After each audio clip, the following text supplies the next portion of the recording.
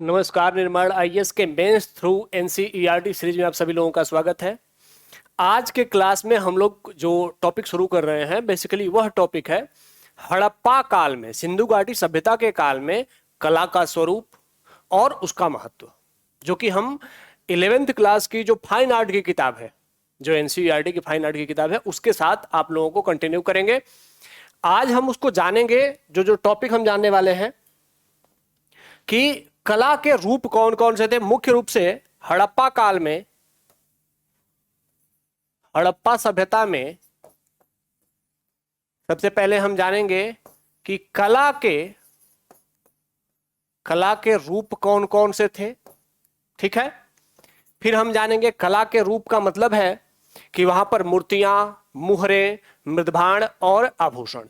कला के रूप में हम लोग जानेंगे मूर्तियां, ठीक है, मुहरे, मृदभाण, मृदभाण मतलब बर्तन, और आभूषण।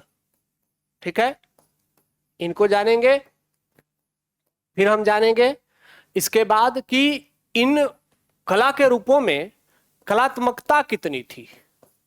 कलात्मकता कितनी थी मतलब कि इनकी गुणवत्ता कैसी थी, किस स्तर पर इनमें भावनात्मक भाव उसमें डाले गए थे और कितनी इनकी बनावट सुंदर थी। ठीक है, तो इस पे ध्यान देंगे। फिर हम देखेंगे कि इनका जो विकास का कारण था, ये जब मूर्तियां डेवलप हो रही थी तो विकास के कुछ कारण भी रहे होंगे। ठीक है, इसकी भी चर्चा करेंगे, विकास के कारण। ठीक है, फिर इसके बाद हम चर्चा करेंगे कि कला का स्वरूप कौन कौन सा या कैसा था। कला का स्वरूप, जो कि पीछे हम लोग चर्चा ऑलरेडी कर चुके हैं क्लासेस में, कि कला के स्वरूप का क्या अर्थ है।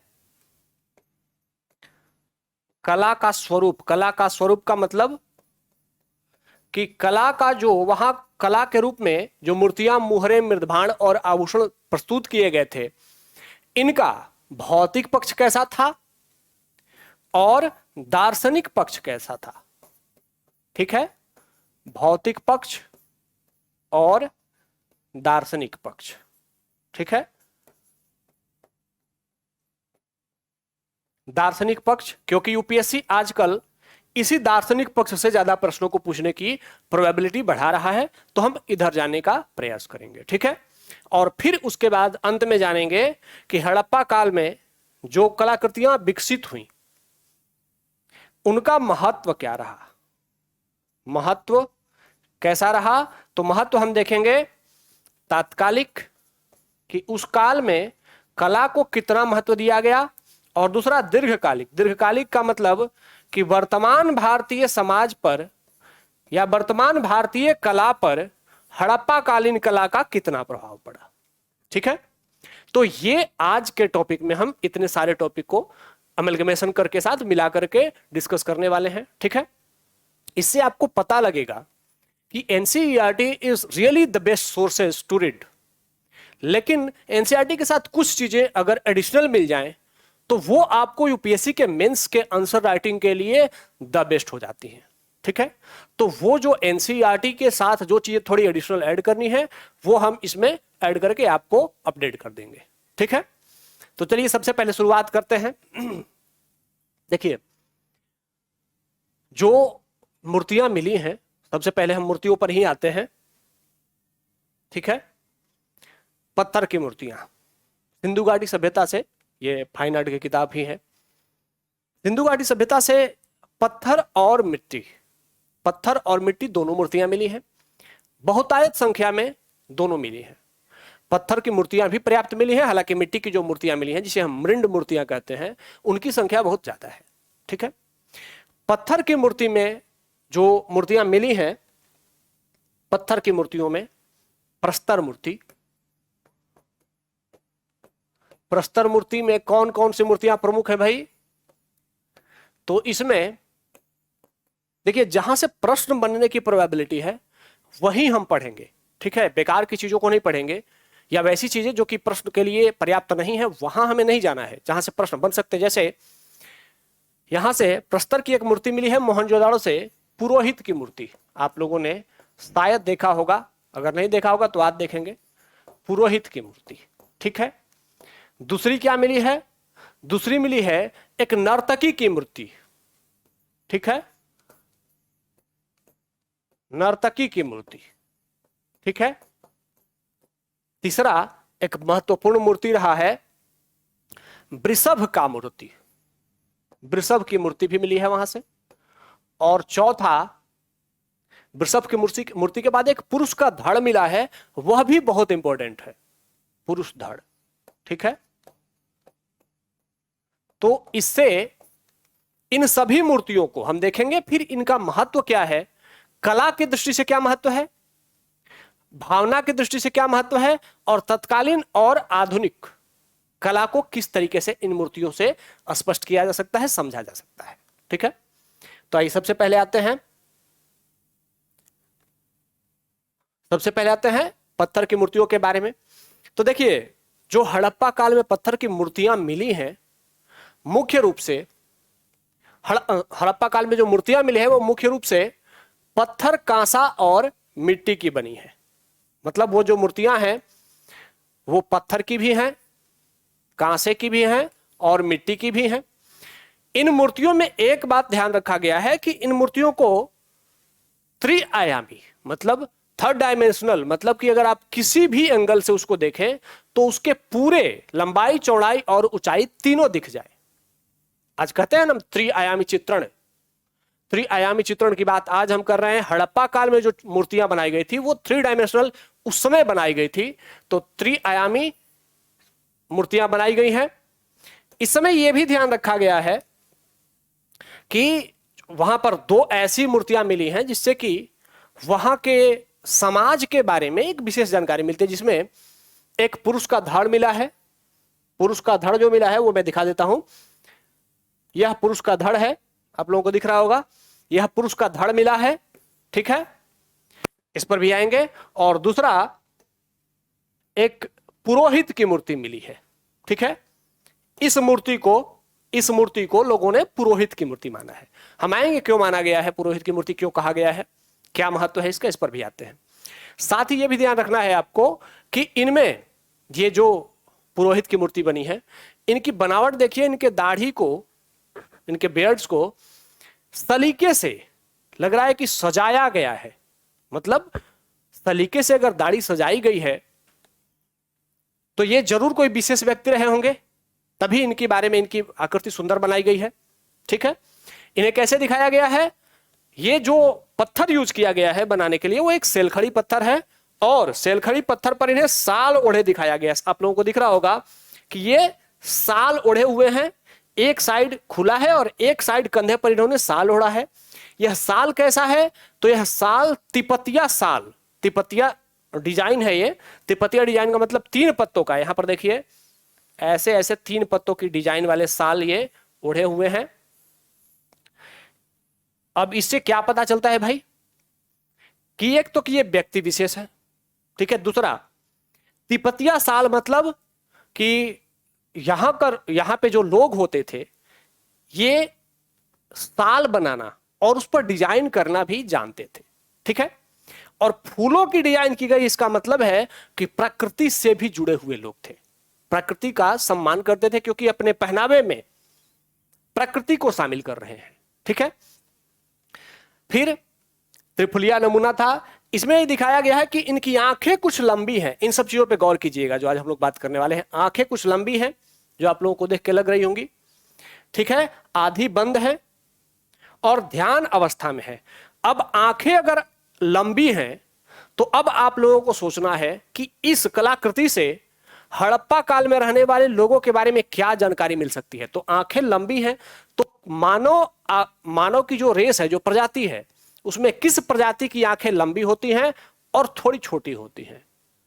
अब ये अगर आप लोगों ने मंगोलायड प्रजाति एक है, जिसमें कि चीन, जापान या भारत का जो नॉर्थ ईस्ट के लोग होते हैं, इनके आंखों के बारे में अगर आप गौर करेंगे तो इनकी आंखें लंबी होती हैं और थोड़ी छोटी होती हैं।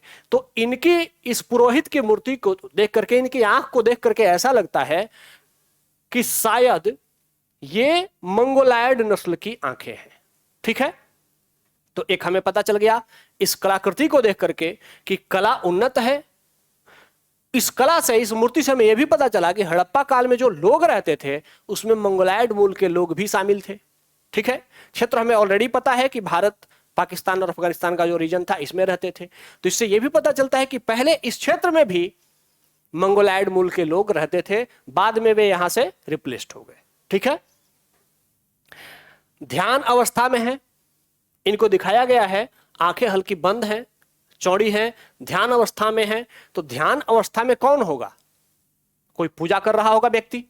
तो पूजा करने के भाव के चलते इतिहासकारों ने यह मान लिया कि संभवतः यह किसी पुजारी की मूर्ति है। ठीक है, जो हड़प्पा काल में ध्यानमग्न अवस्था में रहे होंगे। ठीक है, साथ ही यह भी ध्यान रखना कि बालों के बीच में मांग को दो हिस्सों में बांटा गया है। ध्यान से देखिएगा इस फोटो पे कि इनका यहां जो बीच में, जैसे आज वर्तमान में जो औरतें होती हैं, जो भारतीय संस्कृति में जो भारतीय औरतें होती है, महिलाएं होती है, शादी के होने के बाद या पहले भी अपने बालों को दो हिस्सों में डिवाइड कर लेती हैं। ठीक है, देखा होगा आप लोगों ने वो तेरे नाम स्टाइल वाला। ठीक है, तो ये जो स्टाइल है वो दिखाया जा रहा है कि पहले ही हड़प्पा काल में ये जो पुजारी हैं इनके बाल दो भागों में बटे हुए हैं, मतलब कि बहुत सुंदर तरीके से उसको डिजाइन किया गया है, इनके बालों को संवारा गया है, केश सज्जा उन्नत की गई है। ठीक है, बाल अच्छे बनाए गए हैं। साथ ही बालों के बाद सिर के चारों ओर एक सादा बंधा हुआ फीता दिखाई दे रहा है। आप लोगों को दिख गया होगा कि इनके सिर पे ये फीता दिख रहा है, ये फीता दिख रहा है, एक पतली पट्टी सी यहां पर है। और ये पतली पट्टी क्या इंडिकेट करती है कि ये कोई विशेष व्यक्ति हैं जिनके सिर पर कोई स्पेशल इंडिकेशन है कि यह व्यक्ति साधारण लोगों से विशेष है। ठीक है, तो ये विशेष हैं, हो सकता है वहां के राजा हो। ठीक है, इसी आधार पर कुछ लोग ऐसा कहते हैं कि हड़प्पा सभ्यता, इंडस वैली सिविलाइजेशन में जो शासक वर्ग था वह संभवतः पुरोहित वर्ग था। ठीक है, ऐसा कुछ इतिहासकार कहते हैं। यह एक राय है, एकमात्र राय नहीं है। तो लेकिन ये व्यक्ति विशेष तो हैं, क्योंकि इनकी केश सज्जा, दाढ़ी की सज्जा, वस्त्रों को पहनना, ध्यानमग्न अवस्था में रहना, सर पे एक कोई राजकीय या कोई उन्नत प्रतीक चिन्ह लगाना, यह दिखाता है कि यह आम व्यक्ति नहीं है। तो इस एक मूर्ति से, हड़प्पा काल के एक कलाकृति से हमें इतनी सारी जानकारियां मिलती हैं। ठीक है, तो भाई इससे यह पता चलता है कि अगर ये पूजा कर रहे हैं, संभवतः अगर पुरोहित हैं, तो समाज में पुरोहितों का रिस्पेक्ट ज्यादा रहा होगा। ठीक है, तभी तो इनके लिए कोई विशेष इंडिकेशन इनके ललाट पे लगा दिया गया है। ठीक है, इतनी जानकारी हमें इस मूर्ति से मिलती है। तो पत्थर की एक मूर्ति से हमें इतनी जानकारी मिली। आइए अगली देखते हैं।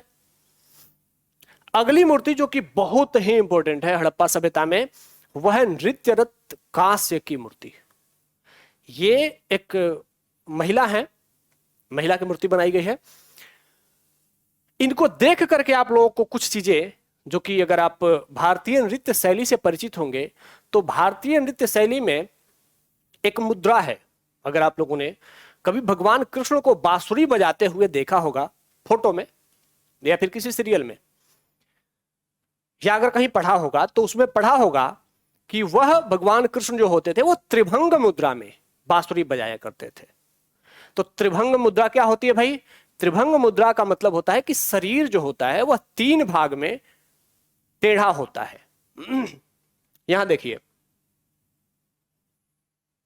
चेहरा ऐसे है, फिर धड़ थोड़ा सा ऐसे है, फिर पैर थोड़ा सा ऐसे है। दिख रहा है? शरीर तीन पोस्चर में बना हुआ है। ठीक है, इसी मुद्रा को भगवान कृष्ण को आप लोगों ने देखा होगा, ऐसे बांसुरी बजाते हैं तो पैर को भी थोड़ा फोल्ड कर लेते हैं। ठीक है, कमर को एक साइड में ले आते हैं और फिर बांसुरी ऐसे बजा रहे होते हैं। तो ये त्रिभंग मुद्रा है जो कि भगवान कृष्ण बांसुरी बजाते हुए उसका अनुकरण करते थे। उस त्रिभंग मुद्रा के साक्ष्य हमें हड़प्पा से मिलते हैं। और हड़प्पा में यह जो कांस्य की नृत्य प्रतिमा है, यह बताती है कि उस काल में त्रिभंग मुद्रा और नृत्य की एक विधा डेवलप हो गई थी, एक नृत्य की शैली विकसित हो गई थी। ठीक है।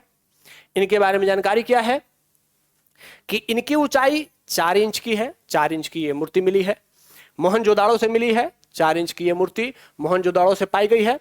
रंग सांवला है। रंग सांवला होने का क्या मतलब है कि इससे यह पता लगता है कि पहली वाली जो प्रतिमा थी, जिसमें हमने देखा था कि पहले वाली जो पुरोहित की प्रतिमा थी, यह पुरोहित की प्रतिमा किसी मंगोलायड प्रजाति की नजर आ रही थी। लेकिन ये जो कांसे की नृत्य प्रतिमा है, यह किसी द्रविड़ प्रजाति की प्रतीत हो रही, क्योंकि इनका रंग कैसा है? सांवला है। तो इसका मतलब कि ये यूरोपीय प्रजाति नहीं है, ऑस्ट्रेलियस प्रजाति नहीं है, मंगोलायड प्रजाति नहीं, क्योंकि मंगोलायड भी सफेद गोरे होते हैं। तो ये भारत की जलवायु है, उसके अनुरूप भारत का प्रतिनिधित्व करने वाली महिला की प्रजाति है। ठीक है। तो यहां इस मूर्ति को देखकर के हमें यह भी पता लग गया कि हड़प्पा सभ्यता में मंगोलायड भी थे, निग्रिटो भी थे। निग्रिटो जिसे आप द्रविड़ कह सकते हैं, ये भी मूल के लोग थे। इस प्रतिमा को देख करके हमें यह पता चला। इस प्रतिमा में निर्वस्त्र दिखाया गया है इनको। ठीक है। देखिए, इस बात से ये सब कलाकृतियां, ये सब चीजें सोचिए, जो मैं बोल रहा हूं लिखिए, क्योंकि ये सब चीजें आपको एग्जाम में एज इट इज लिखनी है और बहुत ही काम की है। निर्वस्त्र हैं। निर्वस्त्र क्यों हैं? कोई भी समाज जब या तो प्रकृति के एकदम निकट हो या भौतिकता के अति चरम पर हो, तभी समाज नग्नता के निकट जाता है। ठीक है, ध्यान से सुनिएगा मेरी बात। या तो समाज अभी यायावरी समाज है, मतलब प्रारंभिक समाज है जो कि प्रकृति से जुड़ा हुआ है, प्रकृति पर निर्भर है, तब वह नग्न होता है, या अति भौतिकता में चला जाता है, मतलब उसने सारी सुख सुविधाएं भोग ली, चरम पर पहुंच गया है, तब समाज फिर नग्नता की ओर चला जा सकता है। तो ऐसे में एक महिला की प्रतिमा बनाई गई है, एक नर्तकी की प्रतिमा बनाई गई है, और वो भी नंगी। मतलब कि वह विकसित हड़प्पा सभ्यता नंगी प्रतिमाएं देखने के लिए मनोनुकूल के साथ तैयार है। वह मनुष्य के नग्नता को अभिशाप नहीं, लज्जा नहीं, बल्कि कला के तौर पर देखता है। ठीक है। तो इतने मैच्योर माइंडसेट के साथ हड़प्पा के लोग थे। इतना मैच्योर माइंडसेट आज तक हम डेवलप नहीं कर पाए, चाहे वो पश्चिम का समाज हो या पूर्व का समाज हो। लेकिन हड़प्पा सभ्यता, सोचिए, आज से 4-5 हजार साल पुरानी सभ्यता, और उस समय नृत्य प्रतिमा बनाई गई है और वो भी नंगी। ठीक है। तो कितना विकसित समाज रहा होगा।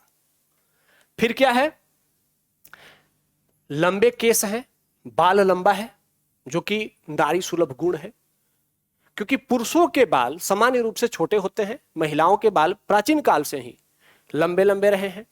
गुफाओं में भी, जब पाषाणकालीन गुफाओं में भी चित्रकारी होती है, चाहे वो भीमबेटका हो या लखुदियार हो, इन गुफाओं में भी मनुष्य को जो चित्रित किया गया है, उसमें महिलाओं को जब दिखाया गया है तो उनके बाल लंबे ही दिखाए गए हैं या गुथे हुए दिखाए गए हैं।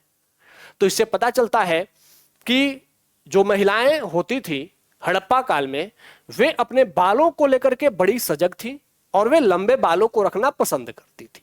ठीक है। फिर यह दिखाया गया है कि जूड़े गुथे हुए हैं, बाल देखिए यहां पर, ये इधर जूड़े बनाए हुए हैं। मतलब कि हड़प्पा काल में जो यह नृत्य कांस्य की प्रतिमा है, यह बताती है कि उस काल के लोग आभूषण और सुंदरता पर ध्यान देते थे, केश सज्जा पर ध्यान देते थे, मतलब सुंदर दिखना चाहते थे। ठीक है। साथ ही उसके साथ ही आपको यह भी दिख रहा होगा कि ये जो इनकी बाईं हाथ है, ये दायां हाथ है और ये बाएं हाथ है। बाएं हाथ में देखिए, यहां से, मतलब बाजू, यहां कंधे से लेकर के और पूरे हाथ तक, यहां तक पूरी चूड़ियां पहनी हुई हैं। एक हाथ में पूरी चूड़ियां भरी हुई हैं, जबकि दूसरे हाथ में यहां पर 2 चूड़ियां और कलाई के पास 2 चूड़ियां हैं। ठीक है। तो इसका मतलब है, इसको कैसे समझा जाए? तो इसका मतलब है कि यह भी कोई फैशन का दौर रहा होगा वहां पर। ठीक है। आज फैशन में लोग एक्सपेरिमेंट करते हैं, अलग अलग तरीके के कपड़े डिजाइन करते हैं, अलग अलग तरीके के आभूषण पहनते हैं। उस दौर में, क्योंकि जो भारतीय शैली है उसमें महिलाएं एक हाथ में जितनी चूड़ियां पहनती हैं, दूसरे हाथ में भी उतना ही पहनती हैं। लेकिन अगर हड़प्पा सभ्यता में ऐसा है कि एक प्रतिमा है महिला की और वह गहने पहनी हुई है, लेकिन एक हाथ में यहां तक और दूसरे हाथ में आगे पीछे कम है, तो इससे पता चलता है कि यह कोई फैशन की आइकॉन रही होंगी उस समाज में। ठीक है, उस समाज की जो, जैसे हम आज मॉडल समझते हैं, मॉडल क्या करती हैं, वो फैशन को रिप्रेजेंट करती हैं, फैशन को प्रस्तुत करती हैं समाज के लिए। तो उस काल के फैशन की ये कोई आइकॉन रही होंगी जिन्होंने फैशन का एक ट्रेंड चलाने का, एक ट्रेंड शुरू करने का प्रयास किया होगा। ठीक है, फिर उसके बाद और क्या है, इनके गले में आप लोग ध्यान से देखिए। ठीक है, एक हार पहनी हुई है ये, और ये जो हार है देखिए यहां पर 3 हार हैं और तीनों कौड़ियां हैं, कौड़ियों के हार पहने हुए हैं। तो इसका मतलब कि हार पहनी हुई है, कौड़ियों के हार है, तो कौड़ियों का प्रचलन उस समय एक आभूषण के तौर पर किया जाता था। यह हड़प्पा सभ्यता के इस प्रतिमा को देख करके पता चलता है। ठीक है, तो इतनी जानकारी हमें इस एक प्रतिमा से पता चली। ठीक है, साथ ही दाहिना हाथ जो कि इन्होंने क्या कमर पे रखा हुआ है, ये त्रिभंग मुद्रा है। त्रिभंग मुद्रा का ये आसन है जिसमें कि ये नृत्य के, जो नर्तकी होती हैं हमारे यहाँ, जो शास्त्रीय नृत्य होता है उसमें जो महिला नर्तकी होती है वह त्रिभंग मुद्रा में नृत्य करती है। यह भगवान कृष्ण का जब नृत्य होता है तो वह त्रिभंग मुद्रा में होता है। ठीक है, तो इससे पता चलता है कि यह त्रिभंग मुद्रा अर्थात नृत्य कला की शैली विकसित हो गई थी, और महिलाएं त्रिभंग मुद्रा जो कि वर्तमान में भी जारी है, यह हम हड़प्पा सभ्यता से ही आगे कंटिन्यू किए हुए हैं। तो इतनी जानकारी हमें इस मूर्ति से मिली। ठीक है, आगे बढ़ते हैं। अब एक जो प्रमुख मूर्ति रही है वह है यह वृषभ की मूर्ति। देखिए, ठीक है, यह वृषभ प्रतिमा। इस वृषभ प्रतिमा को देख करके आपको अंदाजा लग गया होगा कि हड़प्पा सभ्यता के लोग उत्तम कलाकार तो थे ही, साथ ही प्रकृति के तत्व, पशुओं के आकृति, पशुओं की मूर्तियां बनाना भी उन्हें पसंद था। पशुओं के साथ उनका जुड़ाव रहा होगा। अब इस प्रतिमा को देख करके आपको यह समझना है कि यह कांसे की प्रतिमा बनाई गई है। ठीक है, कांसे की प्रतिमा है, इसका मतलब है कि यह पत्थर की नहीं है। इतने विशाल वृषभ की प्रतिमा कांसे की बनाई गई है, मतलब यह कांसा उस काल का सबसे कीमती धातु है, और सबसे कीमती धातु से एक बड़े वृषभ को बनाया जाना, एक बड़े बैल को बनाया जाना, वह क्या दिखाता है कि बैल उस समाज में बहुत ज्यादा महत्वपूर्ण रहा होगा। ठीक है, तभी तो सबसे कीमती धातु उसके उपयोग में लगा दी गई। ठीक है, फिर इसका जो आकार है वो काफी भारी भरमक है। तो इसका मतलब है कि जो वृषभ होते थे उस काल के, वे तंदुरुस्त होते थे, बड़े बड़े होते थे। साथ ही इसकी जो मुद्रा है वो बहुत आक्रामक है। आक्रामक मुद्रा है मतलब युद्ध के लिए तैयार है। लेकिन यहां ध्यान रखना है कि इसके गले में एक रस्सा बंधा हुआ है।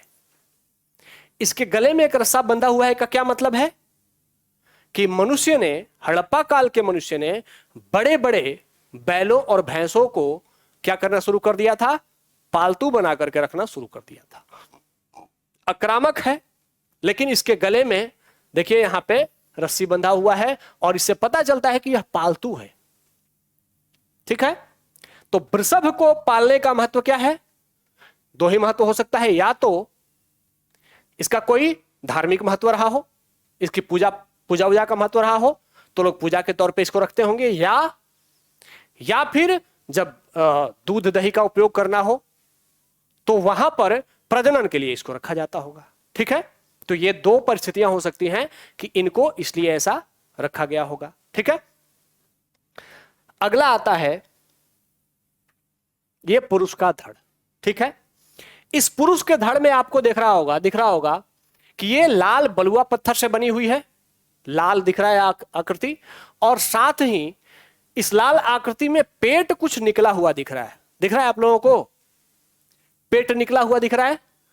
अब इसको सोचिए, जो पश्चिमी समाज के जो मानव होते हैं, पश्चिमी समाज में जो लोग होते हैं, या एस्ट्रोलस जो प्रजाति होती है, या फिर जो मंगोलाइड प्रजाति होती है, जो नक्चिप्टे लोग होते हैं, उनके पेट नहीं निकलते, सामान्यतः उनके पेट कम निकलते हैं, ठीक है। लेकिन भारत की अगर प्रजाति की बात करें तो भारतीयों के पेट, हम थोड़े आलसी लोग हैं, एक्सरसाइज करना थोड़ा कम पसंद करते हैं, और इसीलिए भारतीयों के पेट अक्सर बाहर निकले होते हैं। आपको ऐसा ना तो अफ्रीकन मिलेगा कोई जिसका बहुत बड़ा तुंद हो, कम मिलेंगे, मिलने को तो हर जगह मिलेंगे लेकिन कम मिलेंगे। यूरोपीय बहुत कम मिलेंगे, मंगोलायड बहुत कम मिलेंगे, लेकिन भारतीय आम रूप से, जो साधारण भारतीय है उसका भी पेट निकलेगा। यह भारत की एक पहचान है, आइडेंटिटी है। तो इस धड़ की प्रतिमा में जो पेट निकला हुआ है वह बताता है कि यह जो धड़ है यह वर्तमान भारत का जो मूल है, जो वर्तमान भारत का जो वर्तमान भारत में उत्तर के और दक्षिण के लोग हैं, यह इनका प्रतिनिधित्व करता है, भारत के नागरिक का प्रतिनिधित्व करता है। यह भारत से बाहर के किसी व्यक्ति का प्रतिनिधित्व नहीं करता है, ठीक है। तो इतनी जानकारी हमें इन मूर्तियों से प्राप्त हो गई, ठीक है। मुझे लग रहा है कि मूर्तियों के बारे में अगर आपको इतनी जानकारी मिल गई तो आप मूर्ति के बारे में इंडिपेंडेंटली, हड़प्पा कालीन मूर्ति कला के बारे में अगर पूछा जाए, और विशेष करके प्रस्तर मूर्ति कला, तो आप इतना लिख देते हैं तो यह आपके लिए बहुत ज्यादा होगा। इवन एग्जामिनर इतना एक्सपेक्ट नहीं कर रहा होगा कि आप इतनी ज्ञान के साथ चीजों को करेंगे। और सोचिए एनसीईआरटी में कितना ज्ञान भरा पड़ा है। हम एनसीईआरटी के भी सीरियस होकर के मेंस के स्तर पर पढ़ते ही नहीं है। पढ़ना बहुत जरूरी है, ऐसा मैंने खुद भी एक्सपीरियंस किया है अपने मेंस में, कि एनसीईआरटी को कम पढ़ना, मेंस के तौर पे उसको एक क्वालिटी मटेरियल के तौर पे नहीं देखना हानिकारक होता है। तो इसीलिए मेंस के तौर पे ही एनसीईआरटी को देखना बहुत जरूरी है। ये तो हम लोगों ने पत्थर की मूर्तियां देख ली। अब आते हैं कि क्या हड़प्पा के लोग सिर्फ पत्थर की मूर्तियां बनाते थे? नहीं, हड़प्पा के लोग पत्थर की मूर्तियां और मिट्टी की मूर्तियां दोनों बनाते थे। पत्थर, कांसे, तांबे और मिट्टी, इनकी मूर्तियां बनाते थे। तो पत्थर और कांसे की जो मूर्तियां रही होंगी, ये समाज के जो संभ्रांत लोग रहे होंगे, जो विशेष लोग रहे होंगे, बड़े लोग रहे होंगे, वे बनवाते होंगे। लेकिन जो मिट्टी की मूर्तियां बनी होंगी वह तो वहां के साधारण लोगों के द्वारा ही बनाई गई होंगी, जो अपने घरों में रहते होंगे, साधारण काम करते होंगे, अपने घरों में मिट्टी की मूर्तियां बनाते होंगे।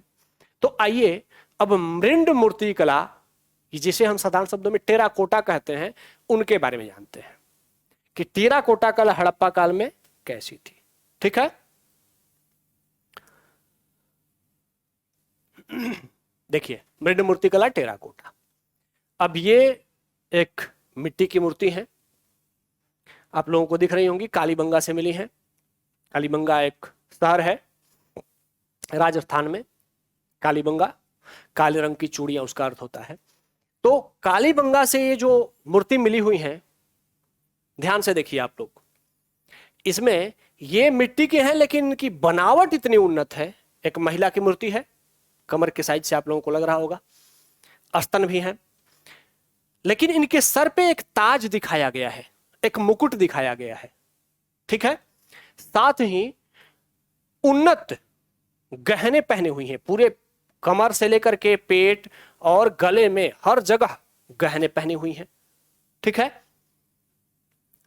तो ये मिट्टी की जो मूर्ति है यह बहुत ही उन्नत प्रतीत होती है। तो इसका क्या मतलब होता है कि हड़प्पा काल में जो आम लोग थे, जो सामान्य जीवन जीने वाले लोग थे, वे भी उन्नत मूर्ति कला करना जानते थे और मिट्टी की भी बहुत सुंदर सुंदर मूर्तियां बनाते थे।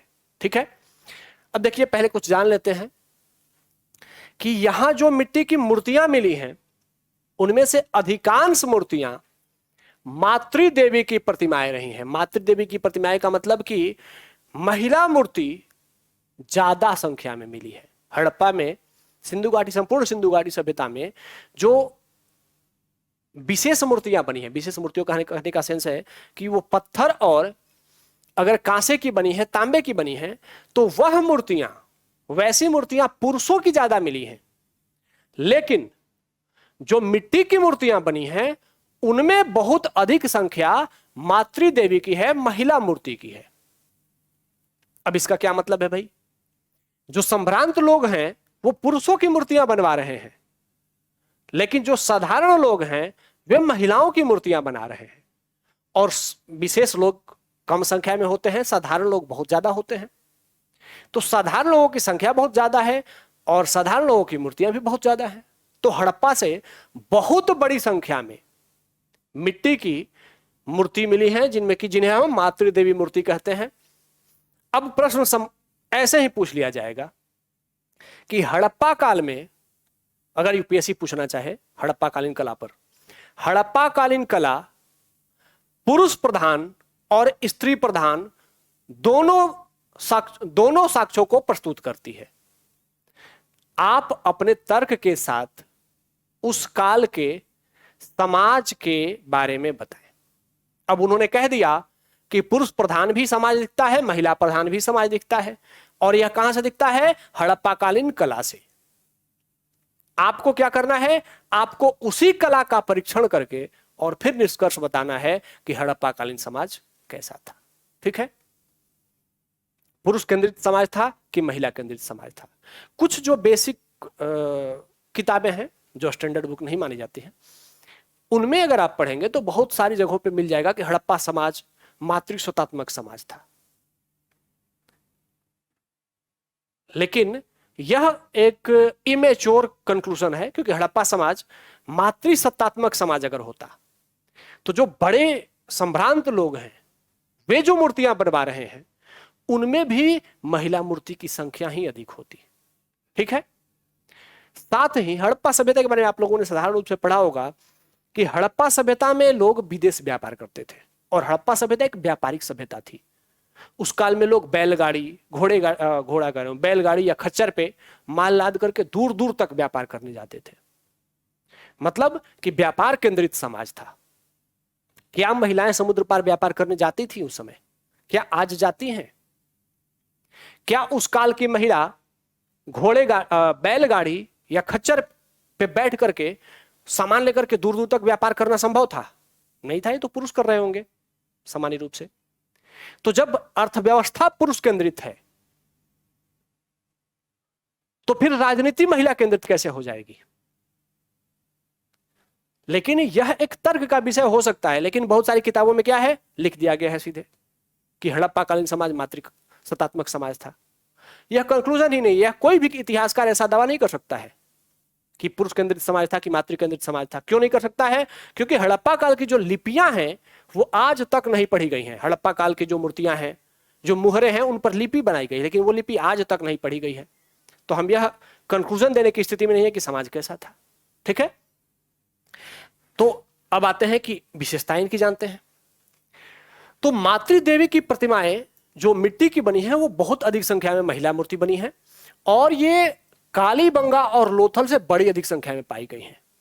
ठीक है, लेकिन यह भी ध्यान रखना है कि कालीबंगा और लोथल से तो पाई ही गई हैं, लेकिन कालीबंगा और लोथल में विशेष रूप से पाई गई है। मतलब कि मोहनजोदड़ो या हड़प्पा ऐसे शहरों में जो महिला की मूर्ति बनी है वह मूर्ति कालीबंगा और लोथल में बनाई गई महिला की मूर्ति से अलग है। कालीबंगा और लोथल में जो महिला की मूर्ति बनी है उसमें देखिए, उसमें ईश्वरीयता, दैवीयता डाली गई है, जबकि ये देखिए ये मोहनजोदड़ो और हड़प्पा की मूर्तियां हैं, ये भी मिट्टी की मूर्तियां बनी हैं, इसमें भी दिखाया गया है छोटी छोटी मूर्तियां हैं, इनमें दैवीयता नहीं दिखती है। ठीक है, तो इसका मतलब है कि कालीबंगा जो कि वर्तमान में राजस्थान है, और लोथल जो कि वर्तमान में गुजरात है, और हड़प्पा और मोहनजोदड़ो जो कि वर्तमान में पाकिस्तान का क्षेत्र है, सिंध प्रोविंस में। तो सिंध प्रोविंस में जो समाज था और भारत के राजस्थान या गुजरात में जो समाज था उसमें अंतर था। ठीक है, ये मूर्तियां बताती हैं कि यहां का जो कला है, यहां की मूर्ति कला है, वह बताता है कि समाज में अंतर था।